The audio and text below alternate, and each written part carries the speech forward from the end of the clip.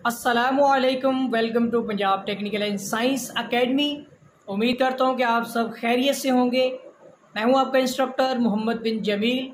हम diploma with social engineering के मुतालिक डिस्कस कर रहे थे, तो चलिए आज का लेक्चर स्टार्ट करते हैं।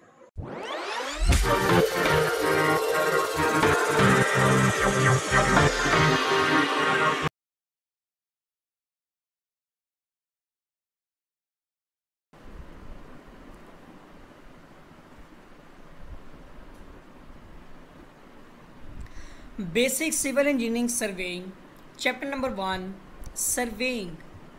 टॉपिक चेन सर्वे में इस्तेमाल होने वाले औज़ार। चेन सर्वे करते हुए मुख्तलिफ़ अवामिल के लिए इस्तेमाल होने वाले औज़ार दर्ज झैल हैं। नंबर 1, फासला नापने वाले औज़ार, चेन, स्टील बैंड और टेप। नंबर 2, निशानात लगाने वाले औज़ार। Number 1, arrow. Number 2, Khunti. Type number 3, ranging करने वाले औज़ार, रेंजिंग रॉड, लाइन रेंजर। और नंबर 4, अमूद उठाने वाले औज़ार में क्रॉस स्टाफ और ऑप्टिकल स्क्वायर। नंबर 5, जाविया नापने वाले औज़ार, जिनमें एबनी लेवल और क्लिनोमीटर है। नंबर 6, ग्राफ बनाने के औज़ार, जिनमें पैलिनीमीटर और पेंटाग्राफ। तो अब इनकी डिटेल पढ़ेंगे। सबसे पहले नंबर 1, फासला नापने वाले औज़ार। चेन सर्वे में फासला नापने के लिए इस्तेमाल होने वाले औज़ार दर्ज झैल हैं। Number 1, chain. Number 2, steel band. Number 3, फीता। Number 1, chain. चेन सर्वे में इस्तेमाल होने वाला ये औज़ार लोहे या फुलाद की तार से बना होता है। इस मकसद के लिए 8 से 12 गेज की तार इस्तेमाल की जाती है।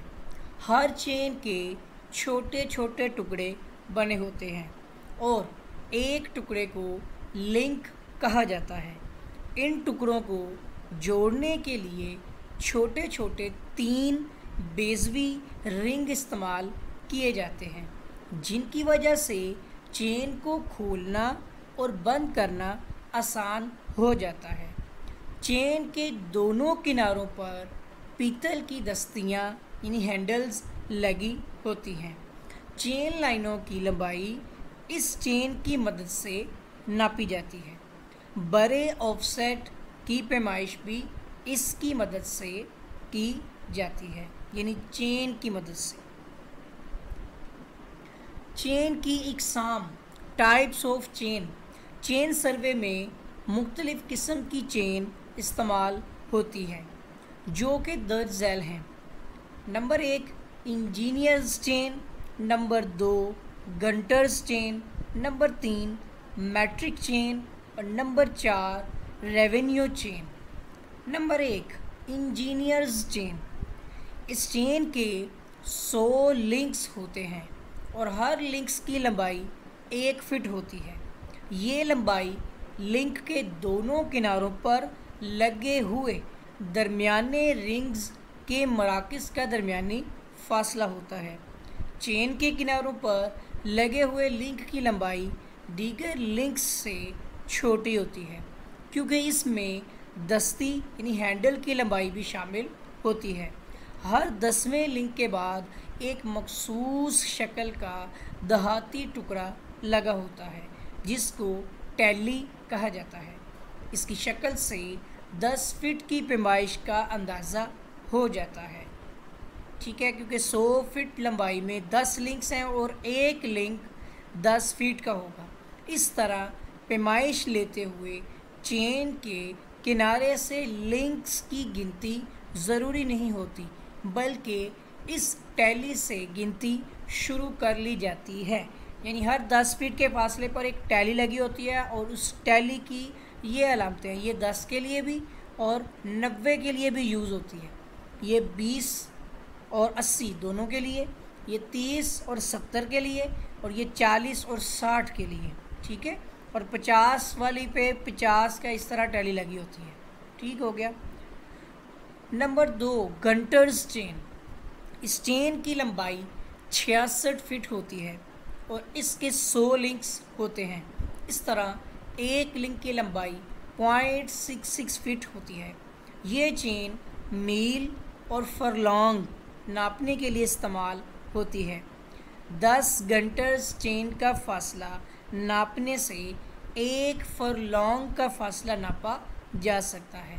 ठीक है, अगर हम 10 गंटर चेन्स को 10 बार अगर ये नहीं कहते हैं मेजर करें लंबाई में, तो वो हमारी जो है वो 1 फरलॉन्ग के बराबर होगी। इस चेन से फासला नापते हुए मुकम्मल चेन और लिंक्स की तादाद नोट कर ली जाती है या की जाती है। Number 3, metric chain. मीटरों में पैमाइश करने वाली चेन को मैट्रिक चेन कहा जाता है। ये मुख्तलिफ़ लंबाइयों में दस्तयाब होती है, लेकिन 20, 25 और 30 मीटर की लंबाई वाली चेन ज़्यादातर इस्तेमाल होती है। मैट्रिक चेन के 1 मीटर में 5 लिंक्स होते हैं। इस तरह इसके एक लिंक की लंबाई 2 डेसीमीटर होती है। इस चेन के हर 5 मीटर के फासले पर मखसूस शक्ल की टैली लगी होती है। 20 मीटर वाली चेन में 100 लिंक्स, जबकि 30 मीटर वाली चेन में 150 यानी 150 लिंक्स होते हैं। और इसके इस तरह के रिंग्स और इस तरह एक लिंक बनता है।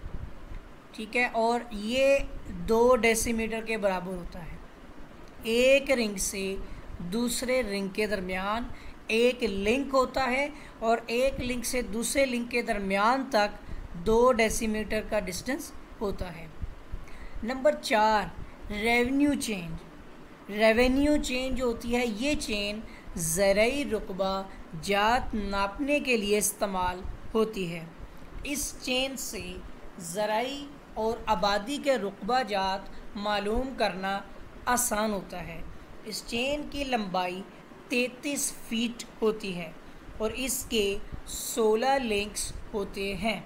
इस तरह इसके एक लिंक की लंबाई 2 फीट बनती है। 1 फीट पैमाइश की 2 दस्तियाँ दोनों किनारों पर भी लगी होती हैं। ठीक है, स्टील बैंड टाइप नंबर 2 आ गया मेजरमेंट का। ये एक फासला नापने वाला औजार है। ये स्टील की 1 सेंटीमीटर चौड़ी पट्टी यानी रिबन पर मुश्तमिल होता है, जो कि गोल फ्रेम पर लिपटा होता है। इसकी लंबाई 15 मीटर से 300 मीटर यानी 50 से 1000 फीट तक होती है। इसके किनारों पर दस्ती लगी होती है। इस पर मीटरों या फीटों के निशानात लगे होते हैं। स्टील बैंड से चेन की निस्बत ज़्यादा दुरुस्तगी के साथ पैमाइश ली जा सकती है। इसकी मदद से डहलवानी सतह पर पैमाइश चेन की निस्बत सही और आसानी से ली जा सकती है। ये वज़न में हल्का लेकिन नाजुक होता है। मुसलसल इस्तेमाल से इसकी लंबाई में कोई खातिर ख्वाह अज़ाफ़ा नहीं होता। अगर ये काम के दौरान टूट जाए तो इसको जोड़ना मुश्किल होता है, इसलिए इस्तेमाल के दौरान इसको बल नहीं पड़ने चाहिए। ये होता है स्टील बैंड। नेक्स्ट आएगा फीता। जैसे चेन थी वैसे स्टील बैंड है, उसी तरह से फीता आएगा, टेप। छोटी पैमाइशों के लिए फ़ीता इस्तेमाल होता है। ये मुख्तलिफ़ लंबाइयों में दस्तयाब होता है, लेकिन 10 मीटर, 15 मीटर, 20 मीटर और 30 मीटर, और अगर फिट्स में देखें तो 30, 50, 66 और 100 फीट लंबाई वाले फ़ीते आम इस्तेमाल होते हैं। चेन सर्वे करते हुए अमूमन चेन लाइन की पैमाइश चेन से और अतराफ़ की पैमाइश फ़ीता से की जाती है। चेन सर्वे में इस्तेमाल होने वाले फ़ीते दर्ज झैल हैं, जिसमें नंबर 1 लेलन का फ़ीता, लेनन, ठीक है, लेनन का, ठीक है। उसके बाद नंबर 2 देहाती फीता मेटेलिक टेप, और नंबर 3 स्टील का फीता स्टील टेप, नंबर 4 अनवार फीता। तो पहला है टाइप में लिनन, लिनन लफ्ज़ होगा लिनन, ठीक है। इस तरह का फीता मजबूत कपड़े से बनाया जाता है, इसलिए इस फीते को कपड़े का फीता यानी क्लॉथ टेप भी कहा जाता है। इसको वार्निश किया होता है ताकि ये नमी के असरात से महफूज रहे। इसकी चौड़ाई 15 मिलीमीटर यानी 3/4 इंच और लंबाई 10 से 15 मीटर यानी 25 से 50 फीट होती है। इसकी मदद से ऑफसेट की पैमाइश की जाती है। इसके साथ ही फीते की दूसरी टाइप है देहाती फीता यानी मेटेलिक टेप। सर्वे में आम तौर पर यही फीता इस्तेमाल किया जाता है। ये लिनन का बना होता है जिसमें पीतल या तांबे की तारें गुजारी होती हैं, इसलिए इसको मेटेलिक टेप कहते हैं। इस देहाती तारों की वजह से ये फीते यानी कि वजह से ही इस फीते को देहाती फीता यानी मेटेलिक कहा जाता है, उसी तारों की वजह से, ठीक है। इसका एक किनारा खोल के अंदर पिन के साथ व्यवस्थित होता है, यानी ये सेंटर में, ये आमतौर पर हम यूज़ करते हैं ना, तो ये अंदर एक फिक्स होता है और उसके बाद दूसरा किनारे के साथ छोटी सी एक दस्ती लगी होती है, ठीक है। ये इस तरह का फीता है और इस दस्ती के पैमाइश भी फीते में शामिल होती है, यानी कि अगर हम देखें तो इसकी पैमाइश इधर से हैंडल के इस किनारे से ही शुरू हो जाती है, ठीक है। तो यहाँ से ही 1 इंच और फिर 2 इंच 3 इंच करके बनेगा, या 1 फुट तक अगर है तो इस किनारे से बनेगी। इसका खोल चमड़े या प्लास्टिक का बना होता है, ठीक है। खोल के अंदर फीते को लपेटने के लिए पिन के साथ लीवर लगा होता है, ये लीवर है, ठीक है, जिसे घुमाते हुए हम फीते को बंद कर रहे होते हैं और खींचते हैं तो फीता खुल जाता है, लेकिन बंद करने के लिए हम इस लीवर का इस्तेमाल करते हैं। छोटे ऑफसेट की पैमाइश इसकी मदद से ही की जाती है। तीसरी टाइप है स्टील का फीता। ये फीता स्टील की बारीक चादर से बना होता है जिसकी चौड़ाई 1 सेंटीमीटर होती है। ये मुख्तलिफ़ लंबाइयों में दस्तयाब है। ये फ़ीता चेन सर्वे में आम इस्तेमाल होता है। इस फीते को एहतियात से इस्तेमाल करना चाहिए। अगर किसी जगह पर बल पड़ जाए तो ये टूट जाता है। इस फीते पर मीटरों और सेंटीमीटरों, फिटों और इंचों के निशानात लगे होते हैं। इस फीते की हिफाजत के लिए इस पर तेल लगाते रहना चाहिए। नंबर 4 अनवार टेप, अनवार फ़ीता। ये फ़ीता बहुत कीमती होता है। इसको चेन सर्वे में सिर्फ़ ऐसी जगहों पर इस्तेमाल किया जाता है जहां इंतहाई दुरुस्तगी के साथ पैमाइश करना मकसूद हो। ये स्टील के भरत यानी अलॉय से बनाया जाता है। इस फीते की खूबी ये है कि दर्जा हरारत की तब्दीली की वजह से इसकी लंबाई में बहुत मामूली फ़र्क पड़ता है। अब आते हैं नंबर 2 निशानात लगाने वाले औजार, मार्किंग इंस्ट्रूमेंट, मार्क करने वाले। चेन सर्वे में ज़मीन पर निशान लगाने के लिए मंदरजा झैल औजार इस्तेमाल होते हैं। नंबर 1 एरो, नंबर 2 खूंटी जिसे पैग कहते हैं। नंबर 1 एरो, ये लोहे की सलाख की बनी होती है।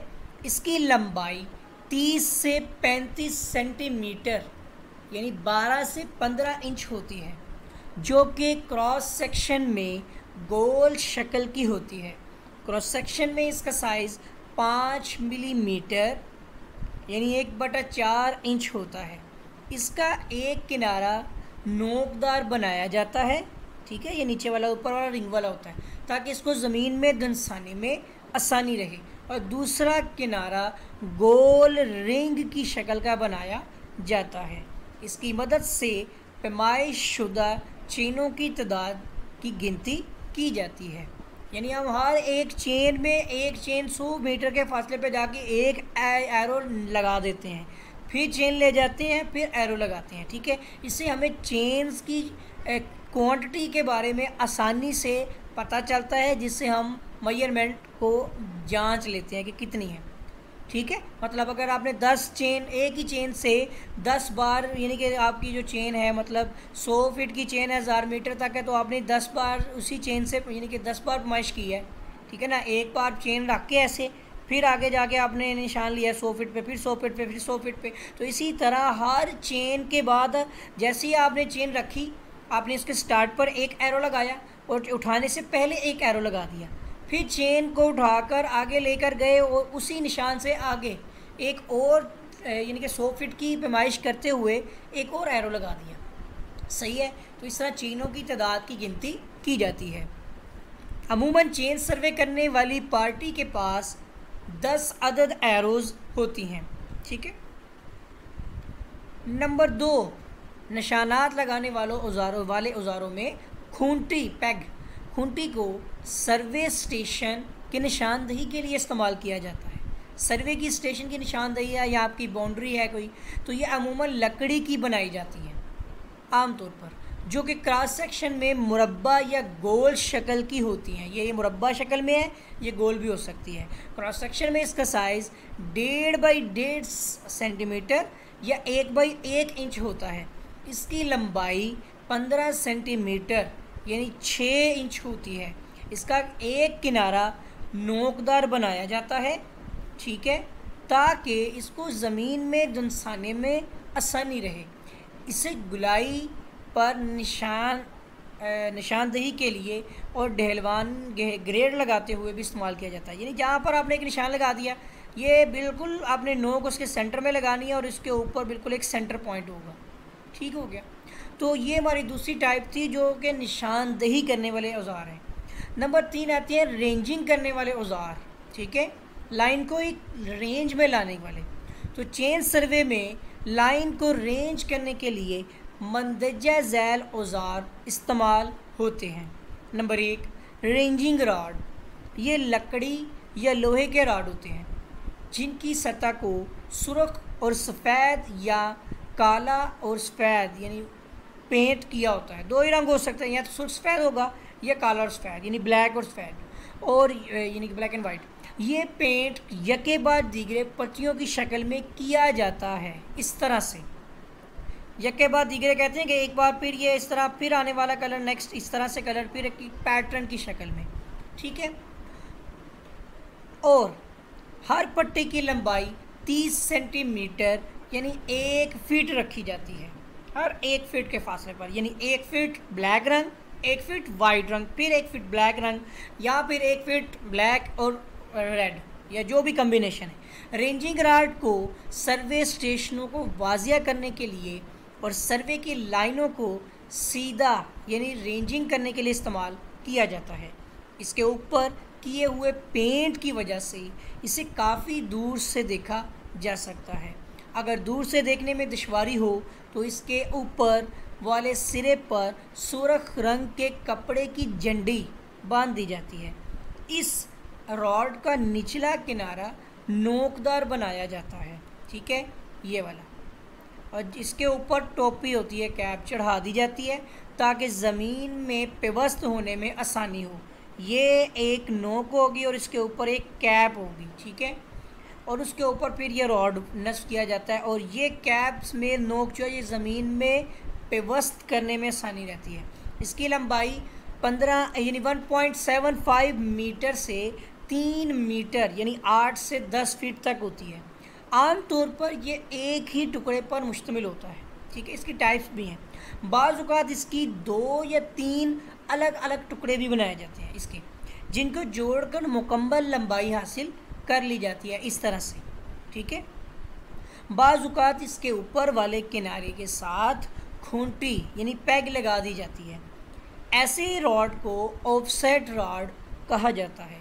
इसकी सतह पर पेंट की पट्टियों की लंबाई चेन के लिंक की लंबाई के बराबर रखी जाती है।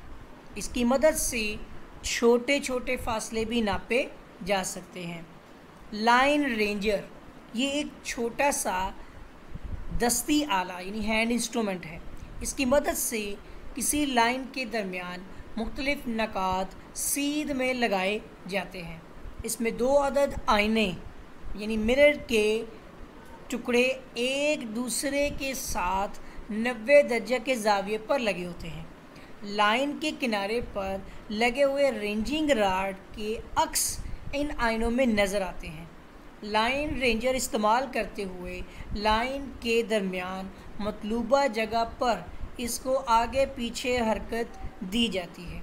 जब लाइन के किनारे पर लगे हुए दोनों रेंजिंग रॉड के अक्स एक दूसरे के आमने सामने या एक दूसरे के सामने आ जाएं तो ये नुक्ता लाइन की सीध यानी रेंज में होगा।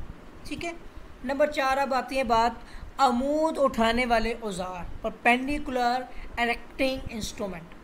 चेन सर्वे में चेन लाइन के किसी नुक्ता से अमूद उठाने या लाइन के बाहर वाक़या किसी नुक्ता से लाइन पर अमूद गिराने के लिए मंदरजा झैल औजार इस्तेमाल होते हैं, जिनमें सबसे पहला औजार है क्रॉस स्टाफ। क्रॉस स्टाफ ये एक सादा आला है जिसकी मदद से चेन लाइन से अमूद यानी राइट एंगल उठाए जाते हैं। इसका निचला हिस्सा एक रॉड पर मुश्तमिल होता है जिसका निचला किनारा नोकदार होता है। इसके ऊपर वाला हिस्सा मुख्तलिफ शक्लों का बनाया जाता है। सबसे सादा और आम शक्ल या इस्तेमाल होने वाले क्रॉस स्टाफ का ऊपर वाला हिस्सा लकड़ी के मुरब्बा शक्ल के टुकड़े पर मुश्तमिल होता है जिस पर 2 जुड़ियाँ बनी होती हैं। ये जुड़ियाँ एक दूसरी के साथ 90 दर्जे के जाविये पर बनी होती हैं। क्रॉस स्टाफ की दूसरी किस्म में लकड़ी के टुकड़े पर दहाती पतरियाँ लगी होती हैं। इन पतरियों के किनारे अमूदन मुड़े हुए होते हैं और इन किनारों पर ऑब्जेक्ट को देखने के लिए वेन बनी होती है। इस किस्म के क्रॉस स्टाफ को खुला क्रॉस स्टाफ कहा जाता है, ओपन क्रॉस स्टाफ। इस तरह से 4 वेन्स आमने सामने लगी होती हैं। क्रॉस स्टाफ की जदीद किस्म में ऊपर वाला हिस्सा हश्त पहलू यानी ऑक्टागोनल होल पर मुश्तमिल होता है। इसके हर पहलू में ऑब्जेक्ट को देखने के लिए अमूदी जुड़ी बनी होती है। ये जो है इस तरह इस क्रॉस स्टाफ से 90 दर्जे के अलावा 45 दर्जे के जाविये पर भी चेन लाइन लगाई जा सकती है। इस क्रॉस स्टाफ की नई किस्म में हश्त पहलू यानी ऑक्टागोनल 1 2 3 4 4 8 साइडों वाला होल 2 हिस्सों पर मुश्तमिल होता है। ये दरमियान में कट लग गया 2 हिस्सों, जिसका ऊपर वाला हिस्सा घूम सकता है। ठीक है, वो ये नहीं है लेकिन वो दूसरी टाइप है। इन दोनों हिस्सों के दरमियान जाविया पढ़ने के लिए एक स्केल लगी होती है। इसकी मदद से किसी भी जाविये पर चेन लाइन लगाई जा सकती है। क्रॉस स्टाफ की इस किस्म को फ्रेंच क्रॉस स्टाफ कहा जाता है। ये है फ्रेंच क्रॉस स्टाफ और ये ओपन क्रॉस स्टाफ। ठीक है। नेक्स्ट आते हैं ऑप्टिकल स्क्वायर।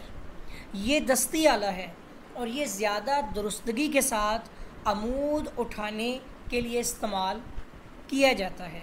ये गोल डिबिया पर यानी बॉक्स पर मुश्तमिल होता है जिसमें 3 सुराख होते हैं। इनमें से 2 सुराख आमने सामने जबकि तीसरा इनके अमूदन होता है।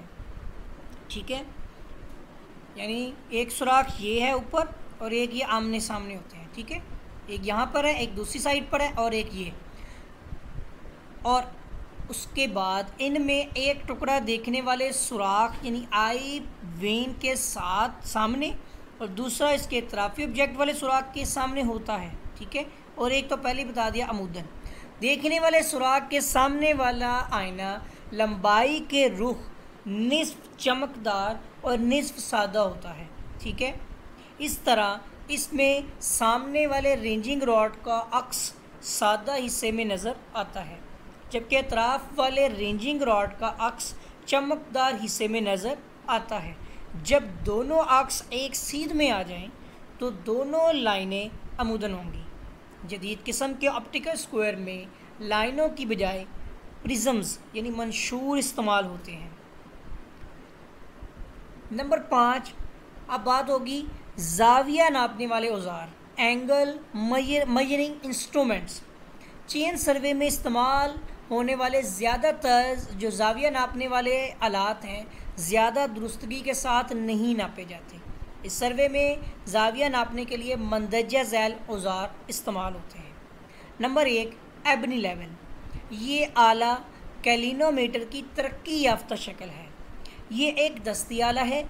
इसकी मदद से अमूदी जाविये नापे जाते हैं।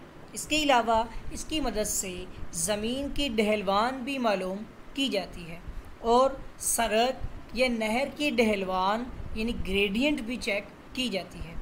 इससे काम तेज़ी से हो जाता है, लेकिन काम ज़्यादा दुरुस्तगी के साथ नहीं होता। ये लेवल एक दूरबीन पर ये ठीक है, एबनी लेवल। ये लेवल एक दूरबीन और एक दर्जादार सर्कल पर मुश्तमिल होता है। एक दूरबीन और एक दर्जादार सर्कल ठीक है पर मुश्तमिल होता है। इस दर्जादार सर्कल पर दरमियान में सिफ़र ठीक है, ये एक स्केल है, यहाँ पे सिफ़र, और उसके बाद दोनों तरफ पर 90 दर्जा तक जाविये के निशानात बने होते हैं। दर्जादार सर्कल के साथ एक बबल ट्यूब लगी होती है। ठीक है, ये बबल ट्यूब है। उसके बाद बबल ट्यूब लगी होती है और बबल ट्यूब के साथ इंडेक्स लगा होता है। ठीक है, जिसको नॉब की मदद से घुमाया जा सकता है और वो नॉब है ये इसके ऊपर एक बबल ट्यूब और इसके नीचे साथ ही इंडेक्स लगा हुआ है और इसके साथ ही यहाँ पर एक नॉब है। उसके बाद कहता है इंडेक्स के साथ एक वर्नियर स्केल लगी होती है। ठीक है, ये है वर्नियर स्केल। ये स्केल है जो कि दर्जादार सर्कल के ऊपर हरकत करती है, तो वो वर्नियर स्केल ये है जो इसके ऊपर मूव करता है, जिससे हम एक वैल्यू के ऊपर आ जाते हैं। ठीक है, इसकी मदद से जाविया पढ़ते हुए दूरबीन यानी टेलीस्कोप में से ऑब्जेक्ट को देखा जा सकता है। ठीक हो गया, ये एबनी लेवल है। और साथ ही बबल ट्यूब के बुलबुला को दरमियान में लाया जाता है, जिससे इंडेक्स दर्जादार सर्कल के ऊपर हरकत कर जाता है और ये तब्दीली इंडेक्स और वर्नियर की मदद से मालूम कर ली जाती है, जो कि अमूदी जाविया होता है। तो इसमें आता है कैलिनोमीटर। ये एक दस्ती आला है, ये नंबर 2 होगा। इसकी मदद से ज़मीन की ढहलवान नापी जाती है। ये आला एक दर्जादार सर्कल और बबल ट्यूब पर मुश्तमिल होता है। ठीक है, इसी तरह से ये भी कैलिनोमीटर। और दर्जादार सर्कल के दरमियान में 0 दर्जा, जबकि दोनों तरफ पर 60 दर्जे तक के जो है वो जाविये लिखे होते हैं। दर्जादार सर्कल से ढहलवानी जाविया पढ़ने के लिए इंडेक्स लगा होता है। इस आला से ढहलवान का जाविया मालूम करने के लिए 2 रेंजिंग रॉड लेकर इन पर आँख की ऊंचाई के बराबर निशानात की सीध में लाकर बबल ट्यूब के बुलबुला को ट्यूब के दरमियान में लाया जाता है और इंडेक्स की मदद से जाविया पढ़ लिया जाता है। ये अमूदी जावियों के लिए है। ठीक है ना, अगर आपने रेंजिंग रॉड खड़ा किया हुआ तो वो सीधा है कि नहीं, तो इसकी मदद से आप चेक करेंगे और उसमें एक बबल ट्यूब होगी।